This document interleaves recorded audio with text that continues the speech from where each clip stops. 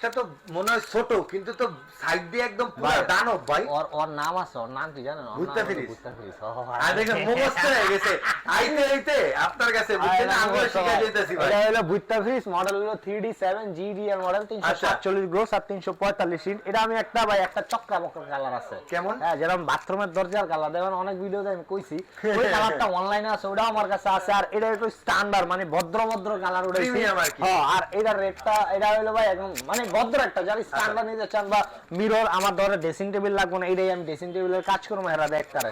কারণ কি এটা বেড়া মানুষের ফ্রিজ। কন্দ ভাই কি লেগে? কি লিখে ভাই? কারণ বেডি মানুষেরা তো আয়নায় ড্রেসিং টেবিলের সামনে খাড়াইছে হ্যাঁ আর মরার নাম নাই। মানে আমরা তো মনে করেন কালো দলক আমরা চেহারা দেখে বাস এটার কাজটাও করতে পারবেন। এই কাজ তাহলে ভাই আপনারা এটা নিতে পারেন। আর এটা হলো 3D7 GDR মডেল, ভুট্টা ফ্রিজ, উপরে ডিপ নিচে নরমাল।